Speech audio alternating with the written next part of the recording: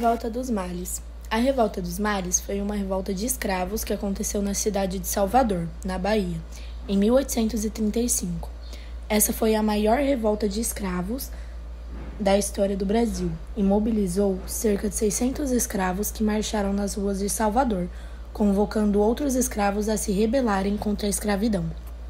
A Revolta dos Males, que ficou marcada pela grande adesão de africanos muçulmanos, acabou fracassando e os envolvidos foram duramente punidos. As revoltas também eram um ponto importante e muitas delas eram violentas. Nelas, os escravos voltavam-se contra seus senhores ou até mesmo contra as próprias autoridades da região em que eram escravizados. A Bahia foi um grande símbolo de revoltas de escravos, sobretudo na primeira metade do século XIX. Essa foi a maior revolta de escravos da história do Brasil e mobilizou cerca de 600 escravos que marcharam nas ruas de Salvador, convocando outros escravos a se rebelarem contra a escravidão. Os objetivos eram, entre outros, acabar com a imposição do catolicismo, abolir o regime escravocrata e afundar uma república islâmica no Nordeste do Brasil. Esse movimento ficou conhecido como a Revolta dos Males. A Bahia tinha um grande número de escravizados trazidos de regiões da África convertidas ao islamismo. Malê e Malê, no idioma iorubá, língua falada por parte dos escravizados da Bahia, era a palavra utilizada como sinônimo de muçulmano. Os males se organizaram contra a escravidão e a imposição do cristianismo sobre eles. Como muitos dos malês eram escravizados urbanos, tinham maior liberdade de locomoção, podendo divulgar suas ideias e combinar planos de resistência. Os revoltosos planejavam matar os brancos e os mestiços, libertar os escravizados negros, convertidos ao islamismo, e estabelecer um governo islâmico na Bahia, separando a província do restante do país. Denunciados, antes de dar início ao movimento, foram impedidos de colocar suas ideias em prática. O plano dos malês assustou tanto as elites regenciais e baianas que uma minuciosa investigação foi feita para identificar os participantes. Calcula-se que mais de 200 malês foram presos.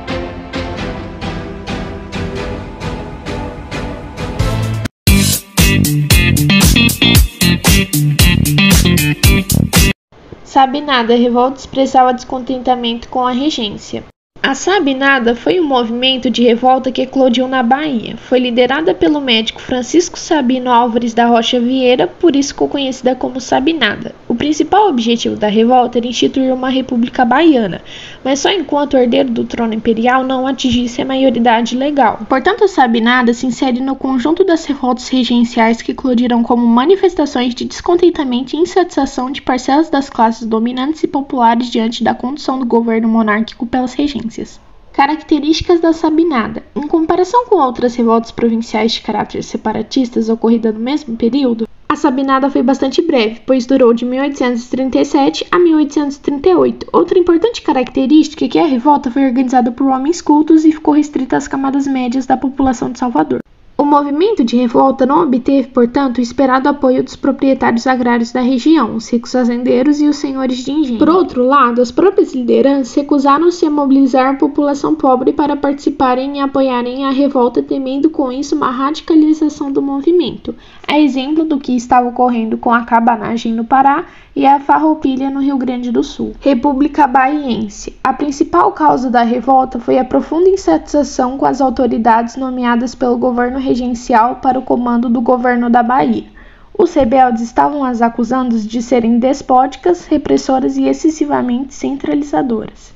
Mas o estopim da eclosão do movimento de revolta baiana foi a indignação contra o recrutamento militar imposto pelo governo regencial para combater a revolta dos farrapos. Assim, com o apoio de parte do exército baiano, os sabinos conseguiram tomar vários quartéis da capital e em seguida o poder em Salvador em 7 de novembro de 1837. No mesmo ano, proclamaram a chamada República Baiense, mas os líderes do movimento anunciaram que a República Baiense duraria até Dom Pedro II atingir a maioridade e assumir o trono. Repressão violenta. O governo central, sob comando do regente Feijó, reagiu organizando uma ofensiva militar com o objetivo de reprimir os revoltosos e reintegrar a província separatista. Os revoltosos foram cercados por terra e por mar. As tropas militares governamentais receberam o apoio dos grandes proprietários agrários da região. A Sabinada foi reprimida com bastante violência. Em Salvador, inúmeras casas foram queimadas, assim como muitos revoltosos, mais de 1000 pessoas morreram nos combates. A revolta foi facilmente vencida e chegou ao fim um ano após ter eclodido, em março de 1838. 3 líderes da Sabinada foram executados e outros 3 condenados ao desterro. O principal líder, Francisco Sabino Álvares da Rocha Vieira, recebeu uma pena de desterro e foi enviado para o Mato Grosso. Sem contar com o apoio das classes dominantes da região e excluindo a população pobre da participação do movimento, a Sabinada foi uma revolta breve de pouca importância. O movimento restringiu-se à capital e algumas localidades próximas. Por outro lado, os líderes do movimento de revolta não chegaram a apresentar propostas de mudanças consistentes que se convertessem em projetos de transformação das condições sociais, econômicas e políticas da população que habitava a região.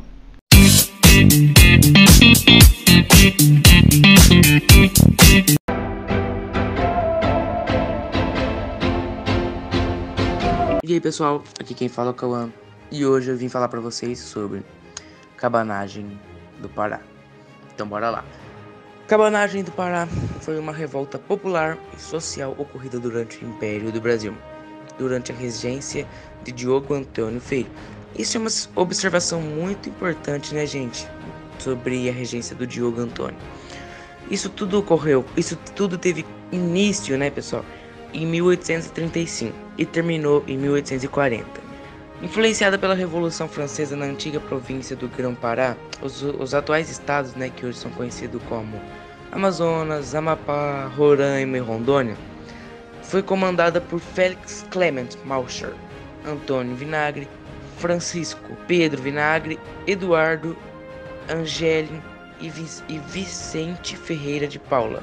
Devido à extrema pobreza, né, fome e doenças marcaram o início desse período. Ou seja, essa revolta também começou por causa da pobreza, né, pessoal? Da fome, doença, como foi mencionado agora há pouco.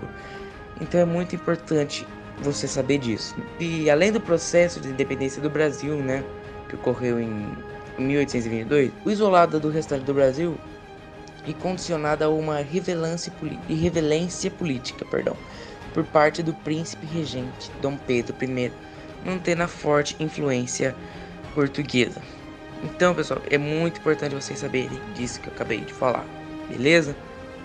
E agora, vamos falar de uma parte muito importante também, que é conhecido como as consequências, pessoal. Sim, então bora lá. Nas consequências temos 40.000 pessoas que morreram durante o processo. Algumas tribos foram praticamente dizimadas.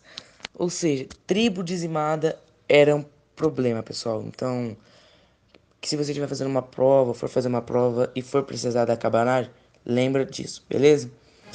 E por fim, pessoal, temos o final, né? Como é que ocorreu? Essa revolta durou 5 anos, né? 5 anos de sangrentos, 5 anos sangrentos. Combates, o governo regencial conseguiu reprimir a revolta. Em 1840, muitos cabanos foram presos ou mortos em combate. Ou seja, ninguém morreu preso. Teve gente preso? Teve, óbvio. Só que mais já foi confirmado ou não, ainda não sei. Mas quase todo mundo morreu em combate, né? A revolta terminou sem que os cubanos conseguissem atingir seus objetivos. Ou seja, depois de tanto sangue, tantas mortes e outras coisas, infelizmente eles não conseguiram atingir seus objetivos. E pessoal, para terminar com chave de ouro esse vídeo, eu vou falar para vocês o objetivo.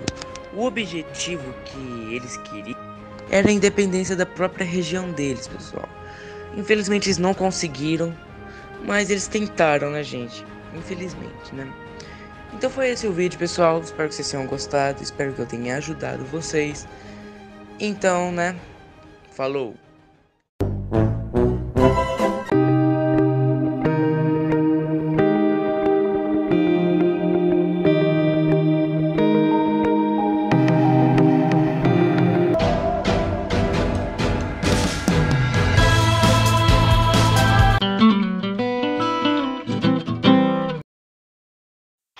A balaiada foi uma luta popular que sucedeu na província do Maranhão durante os anos 1838 e 1841. A revolta surgiu com um levante social por melhores condições de vida e contou com a participação de vaqueiros, escravos e outros desfavorecidos. Mas o porquê desse nome? O nome dessa luta popular provém dos balaios, nome de cestos fabricados naquela região. As principais causas da balaiada estão ligadas à pobreza da população da província maranhense, bem como a sua insatisfação diante dos demandas políticos dos grandes fazendeiros da região. Esses lutavam pela hegemonia política e não se importavam com a miséria da população, a qual ainda sofria com as injustiças e abusos do poder pelas autoridades.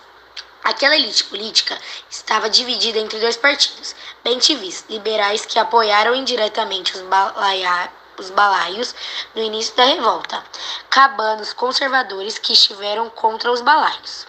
Enquanto os dois partidos lutavam pelo poder da província, a crise econômica se agravou ainda mais pela concorrência do algodão norte-americano. Isso provocou uma situação insustentável entre as elites e a população carente. Apesar dessa situação, os ruralistas instituíram-se a Lei dos Prefeitos. Ela permitia a nomeação de prefeitos pelo governador da província e causaram vários focos de revolta, dando início à balaiada. Já sabemos que a balaiada careceu de uma firme liderança. Contudo, algumas figuras se destacaram no levante, especialmente pela capacidade de empreender estratégias de guerrilha contra as forças imperiais. Um dos líderes da maior destaque foi também aquele que acendeu o estopim da revolta da balaiada. Ao ter um irmão detido em Vila da Manga, o vaqueiro Raimundo Gomes e seus amigos atacaram a cadeia pública da vila, libertando todos os prisioneiros no dia 13 de dezembro de 1838, se apostando um número considerável de armas e munições junto a ele. Paralelamente, o artesão e fabricante dos balaios, Manuel dos Anjos Ferreira, resolveu fazer justiça com as próprias mãos, após o soldado desonrar suas filhas. Furioso e determinado, ele monta um bando armado e atacava diversas vilas e fazendas no Maranhão.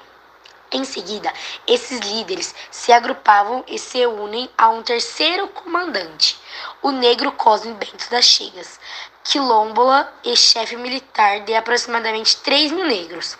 Em 1839, após o período de vitórias nas quais foram capturadas algumas vilas importantes, como a Vila de Caxias e Vargem Grande, os revoltos também estabeleceram uma junta provisória.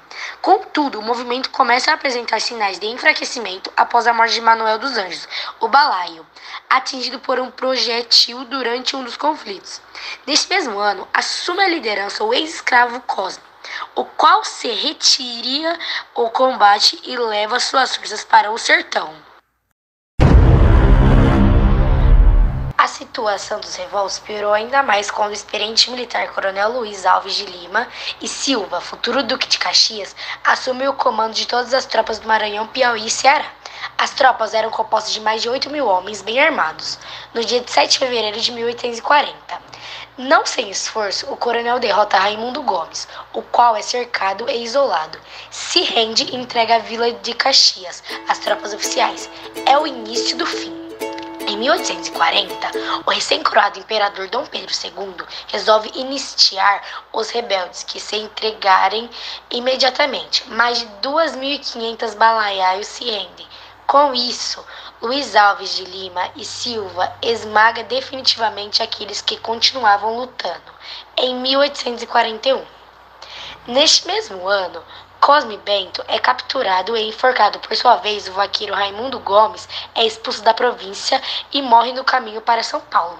Ao retornar vitorioso à capital, o coronel Luiz Alves de Lima Silva recebeu o título de Barão de Caxias, por ter sufocado essa revolta social. Uma curiosidade é que atualmente no município de Caxias existe memorial da balaiada, interiormente dedicado à história dessa rebelião.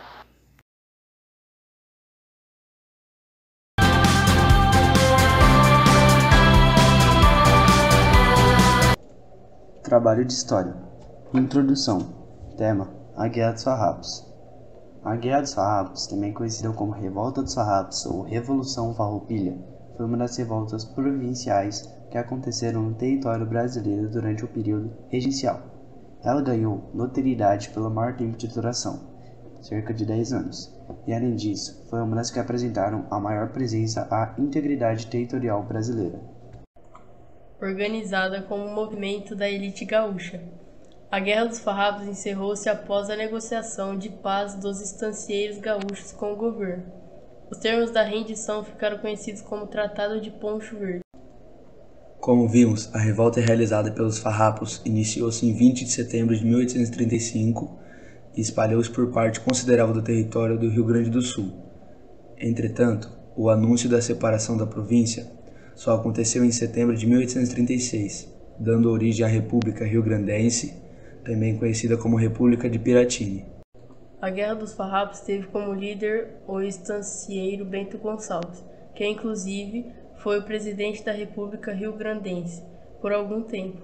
Outros nomes importantes foram o do italiano Giuseppe Garibaldi e o militar brasileiro David Canabarro. Ambos foram responsáveis por levar a guerra contra o Império para a província de Santa Catarina, fundando lá a República Juliana, em julho de 1839. A República Juliana, no entanto, teve curta duração, pois essa região foi retomada pelo governo imperial em novembro do mesmo ano. A Guerra dos Farrapos, apesar de sua longa duração e sua extensão para outra província do sul do Brasil, teve, em geral, combates de baixa intensidade. Isso é perceptível, pois, ao longo de 10 anos, cerca de 3.000 pessoas morreram. A cabanagem, por exemplo, em 5 anos, resultou em 30.000 mortos. Um ponto importante é que não há consenso entre os historiadores sobre se os farrapos queriam de fato separar-se do Brasil ou se apenas queriam garantir mais autonomia para sua província. Outro ponto que merece ser considerado é que a luta dos farrapos não contou com o apoio de toda a população gaúcha. A cidade de Porto Alegre, por exemplo, não os apoiou, pois conforme afirma Boris Fausto, os combates concentraram-se em confrontos de cavalaria, das quais pode-se destacar a vitória dos farrapos na Batalha de Seival. No entanto, à medida que a ação imperial consolidava-se, os farrapos perderam a força e partiram para a guerra de guerrilha. O professor e jornalista gaúcho Jeremir Machado da Silva afirma que os farrapos assumiram essa estratégia a partir de 1842, quando, segundo ele, o conflito já estava liquidado ao favor imperial brasileiro. Para conter a revolta na província do Rio Grande do Sul, o governo brasileiro nomeou Luiz Alves de Lima e Silva, o Barão de Caxias, futuro Duque de Caxias. A ação de Caxias, à frente de 12.000 homens, foi muito eficiente, pois conseguiu sufocar os farrapos com ações militares estratégicas e, com a diplomacia, levá-los à negociação. A paz foi assinada no Tratado de Poncho Verde, em que os farrapos colocaram fim na revolta e, na condição de derrotados, aceitaram os termos propostos pelo governo.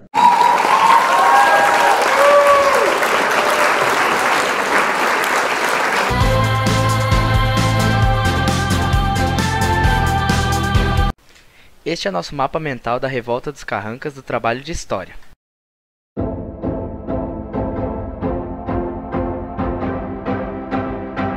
A Revolta de Carrancas foi um levante organizado por homens e mulheres, escravizados em 13 de maio de 1833, em Minas Gerais, mais precisamente nas terras de uma poderosa família da região, a família Junqueira.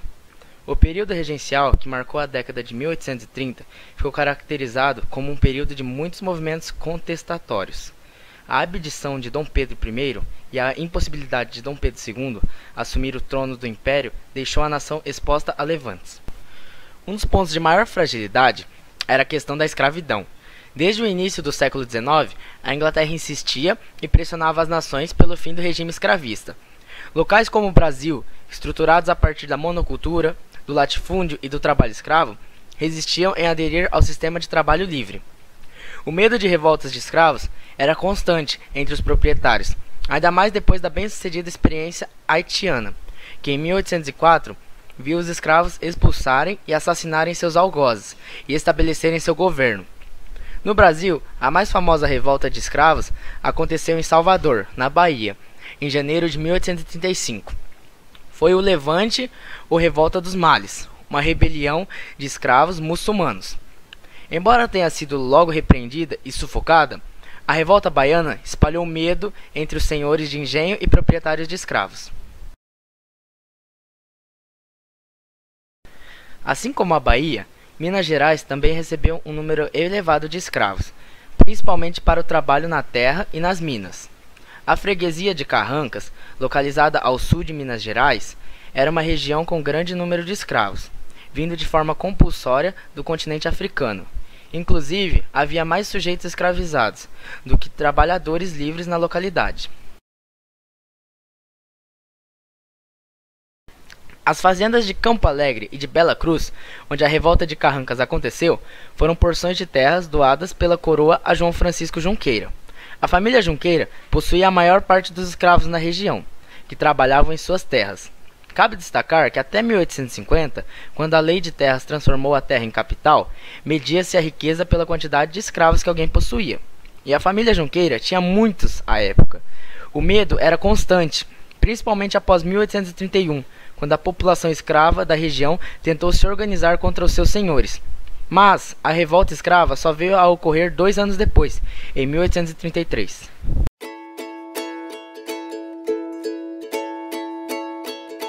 A revolta iniciou pela fazenda de Campo Alegre, posse de Gabriel Junqueira, proprietário de escravos e deputado da corrente liberal.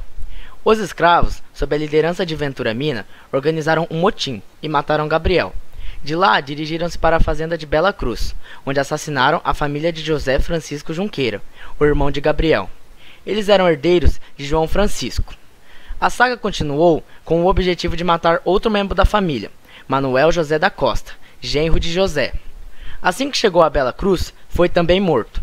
De lá, o grupo de revoltosos partiu para a fazenda Bom Jardim, propriedade de João Cândido Junqueira, que já avisado do ocorrido nas fazendas de Campo Alegre e Bela Cruz, organizou a resistência e assim os revoltosos encontraram lá a maior dificuldade.